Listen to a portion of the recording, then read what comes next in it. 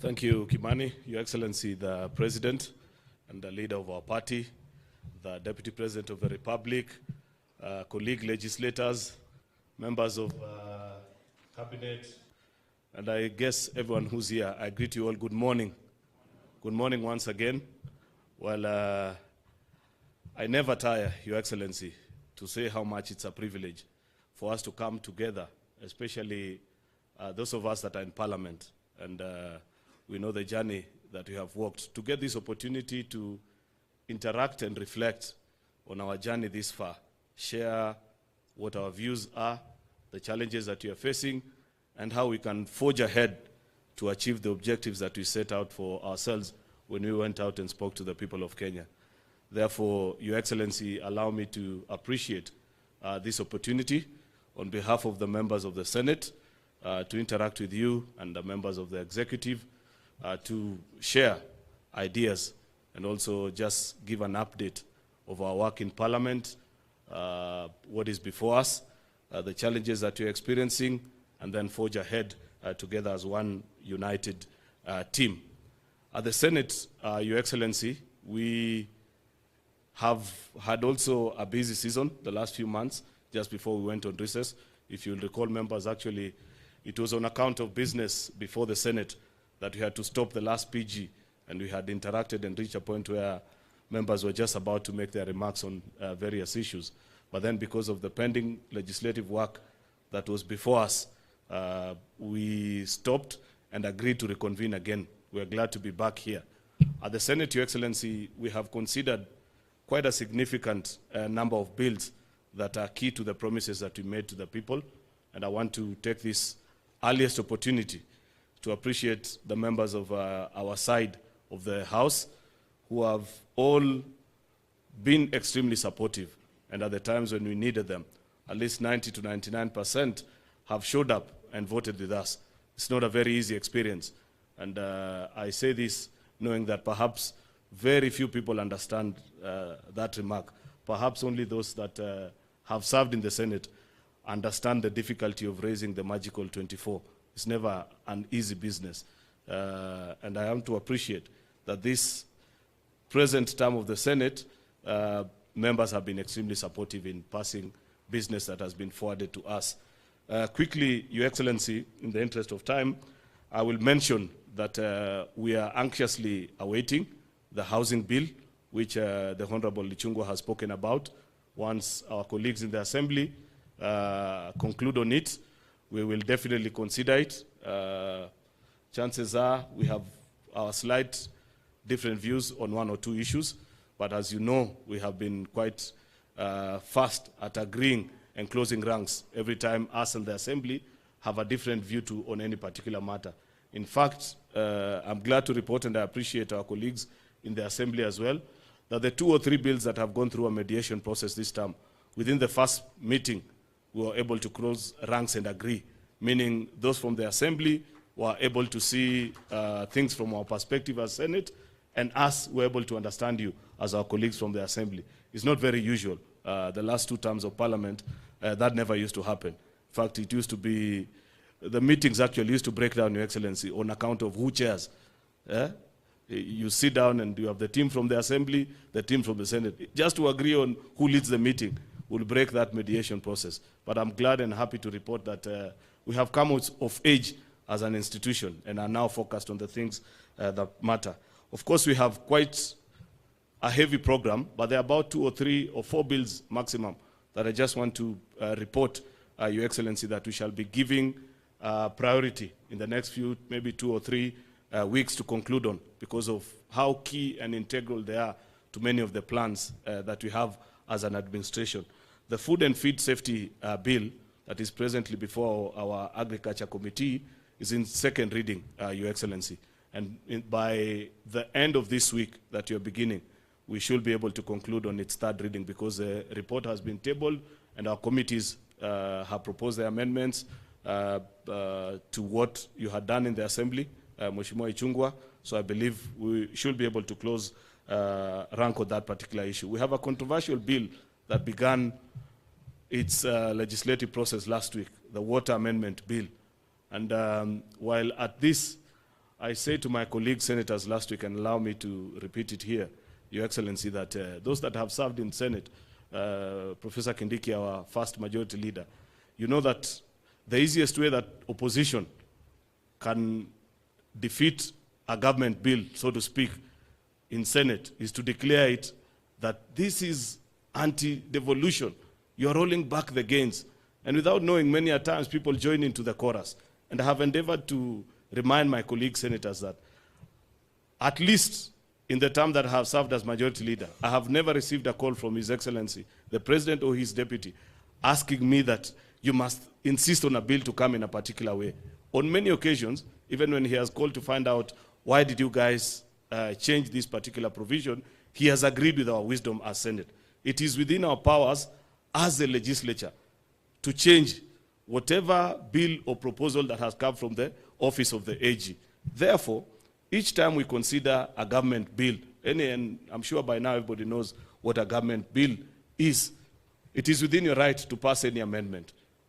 But what I perhaps take great exception to is us sometimes appreciating and agreeing to a chorus that our colleagues from the minority side love initiating, and sometimes we unwittingly join and say that, in fact, if we pass this particular bill, we'll have either rolled back the gains or this or the other. It is important to declare, and I declare this in your sitting, Your Excellency, that at no particular time have you insisted that Parliament needs to transact their job in any particular way.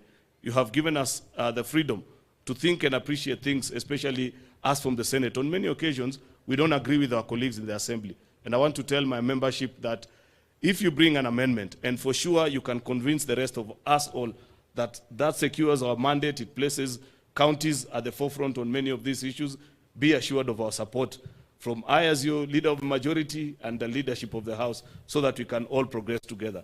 That is just a pitch to propose and request our colleagues that let us maintain the 100% record that we have. There is no government bill that has come to the Senate and has been defeated on any account. We amend, that is within our mandate, and that's our business. So I expect that on this water amendment bill, and Your Excellency, you know this is a bill that allows us to keep the promise that we made on the various water institutes that are in our counties, allowing them to enter into PPP agreements. Because as an administration, and Mheshimiwa Ichung'wah has spoken to this, you know very well that we don't have sufficient resources to roll out water programs in all our counties. And the thinking that has come from the executive, which we are at liberty to make a determination and make it better perhaps, so that it looks good and is in sync with our constitution, especially appreciating the two levels of government, should be to support this dream and this thinking that we are able to run county programs, water programs using the PPP framework. Finally, Your Excellency, are the three agriculture bills that Mheshimiwa Ichung'wah mentioned. The one on coffee, that we want to streamline and ensure that coffee has its own agency, just like we did for tea.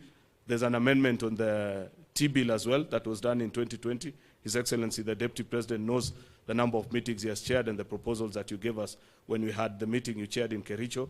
We are almost concluding on that bill. And on sugar, there's a lot that you're doing in the sugar industry, Your Excellency.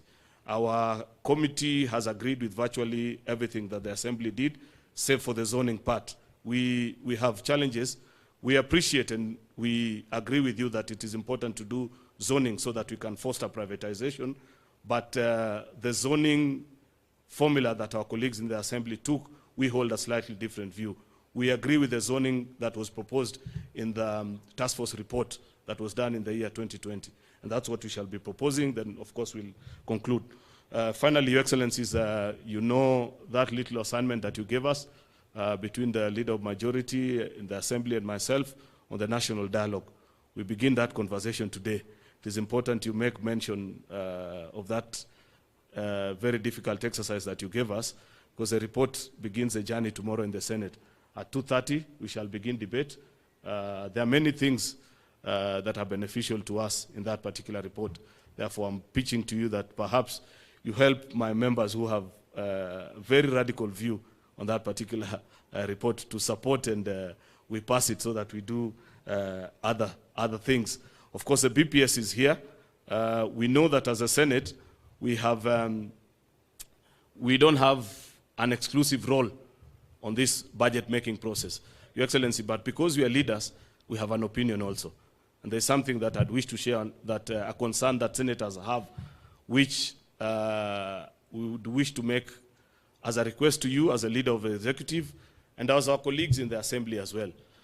If you look at our counties, Your Excellency, because of many of them borrow their budgeting framework from what is done in the executive. And we have done well in managing this economy, despite all the difficult challenges that we've had. But, Your Excellency, there's something that we can improve, and we should as a team. When doing our budgets, including the BPS that has been laid, the business of setting extremely high revenue projections and budgeting on it leaves us with pending bills in our counties, and it is on account of it, Your Excellency, that we have the debt crisis that we currently continue to face. I'd wish to request, Your Excellency, that let us be realistic in our budgeting. There is no harm. I believe many of the leaders that are here have no difficulty explaining to our constituents sometimes why certain projects will have to delay, because you have led the country in appreciating that we can manage our economy more prudently than we have done in the past. On account of that exercise, how the executive have done it at the national level, our counties have borrowed in. Many of our counties, they are projecting, on-source revenue of R1 billion shillings for a county that the last financial year collected 100 million. Then they issue jobs of 900 million. What do you have? People that are despondent, they have jobs they have done, but they cannot be paid because that money is not there.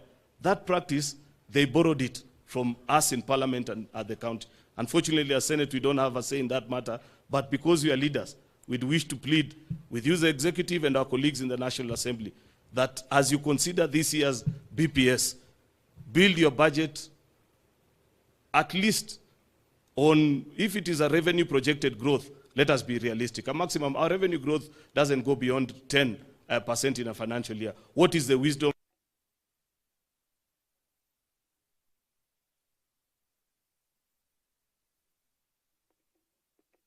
Forgive me, but I felt it is important for me to pass that point on behalf of senators. Therefore, with those very many remarks, colleague senators, allow me to take this opportunity to invite the truthful man. You know, Your Excellency, as you were walking, I was reminding, for those of us that used to come to this hotel for Tangatanga meetings, I was reminding His Excellency, the Deputy President, that his stint at being a truthful man did not begin when he became Deputy President.